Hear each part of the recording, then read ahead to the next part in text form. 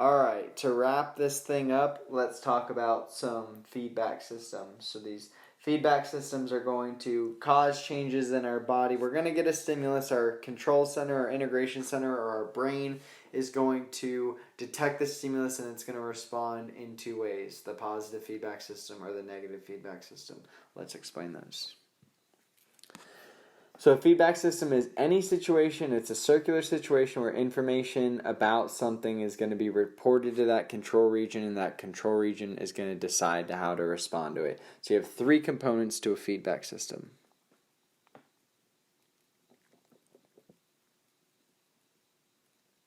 You have a receptor. You have a control center. I'm going to put CC. And in this case is your brain. And you have an effector. Let's use that holding hands example again. Receptor in the hand detects that he's about to get his hand held. Control center, brain, says I'm in a professional workspace where I might not be able to do this. Sends message to his hand effector to pull away. So that's the example. The receptor detects a stressor, sends its message to your brain, and then that's going to send a signal to our effector, and that should bring us back to homeostasis. So let's talk about some new examples. First one we'll do is a positive feedback system. So what this is going to do, I'll give you the science definition that I have for it, and then I'll just give you a way to think about it. So the reaction of a positive feedback system intensifies the stimulus or the original condition. So basically what you're having happen is some sort of stimulus gets to your brain and says, hey, this is happening. Do you want this to keep happening, or do you want me to do the opposite?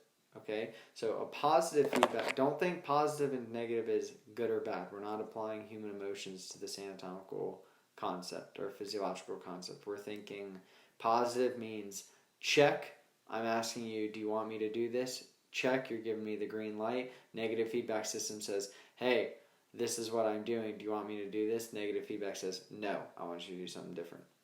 So, positive. I think the best way to do this is just an example. So we'll have childbirth. It's a great one.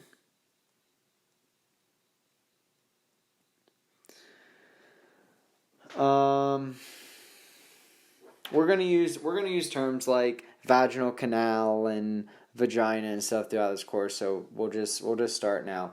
Okay, so we're gonna get some stretching of this uterus as the baby moves into the vaginal canal to come out. So if I was just doing an example, let's say this is just the opening. This isn't looking straight on. This is like looking down. This is my uterus going, into the woman, and this is normally really closed off, but it's being dilated, and I have this huge baby's head that's ready to come out. Okay, so it's moving through into this vaginal canal, and then it's going to come out the vagina, okay? So what's happening is, as this baby's head is stretching this uterus, so I can go from this super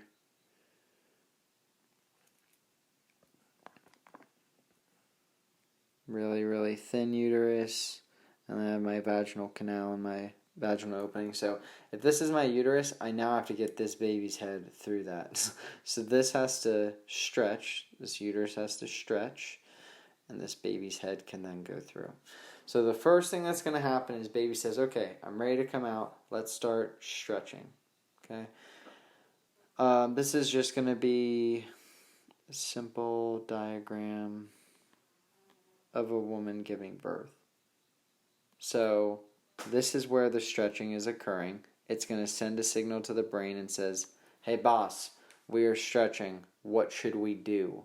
And the brain says, we got to get this thing out of here. You need to keep stretching. So that's going to cause more contractions and more delivering of the baby. The hormone of the endocrine system that we talk about here is oxytocin. So what happens is you have if we use our three-part system of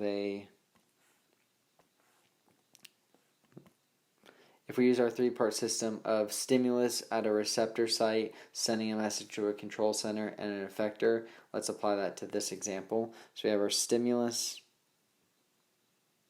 and this is taking place at the receptor, and in this case it's at the uterus, and our stimulus is stretching. Stretching is going to cause a release of, so we're getting the stretching, we send this message to the control center, which is our brain, and says, hey, we're being stretched. And what that causes, it causes the brain to send oxytocin. Okay.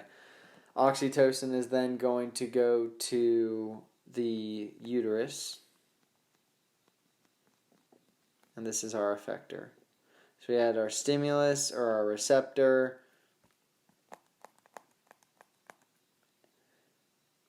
We're not saying that our receptor here is on the uterus, yes, and our effector is the uterus. So we have this stretch of something, which is the uterus. It sends the signal to the brain. The brain dumps oxytocin.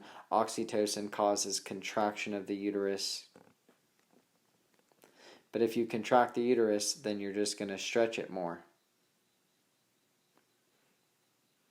So this is our stretching. This was our baby's head. But now our baby's head, because of the contractions, is starting to go through. Well, as you stretch it more, then it sends the signal, the stimulus, which is stretch, to our control center of the brain. It says, hey, brain, we're stretching. So then you get this dump of oxytocin. But oxytocin is going to cause contraction, and that's going to push the baby more, which is going to stretch more. But stretching is the stimulus. So the stimulus is going to send to the brain and say, hey, brain, we're stretching. So the brain's going to send oxytocin to contract this thing and to move it through. But then it stretches again, and it stretches again, and it stretches again. We send more oxytocin, we get more contractions, until finally we get through the vaginal canal, and we plop this baby out. Now that the stimulus is gone, because we're not stretching this anymore, right? Because our stimulus, which was this baby stretching, since it's out, we can stop this feedback system. So that's childbirth, positive feedback system. We have 3 parts to a feedback system. A receptor, where a stimulus is detected. We have a control center that's going to respond to this stimulus, and the control center is going to send a message to an effector. In this case, we had the stimulus, the stretching of the uterus. That's going to send a message to our control center. The control center is going to respond to it through the effector. In this case, the control center of the brain sends oxytocin down to the uterus, causing contraction, causes more stretching, which is the original stimulus, which is going to keep this feedback system going. So this is going to go until you're back at homeostasis. Homeostasis is only going to happen once this baby's out. Now we need a negative feedback system. We'll do one outside the body, and then we'll talk about the body. So easy one is the thermostat. So let's say you have your temperature set at 76 degrees. But it is hot outside. It's like 155 degrees because we live in South Carolina. So your temperature is hot, so this hot air is coming in through your windows and underneath your cracks in your door and all that. So this hot air is going to make it go past 76. But once you get there, boom, we have a stimulus.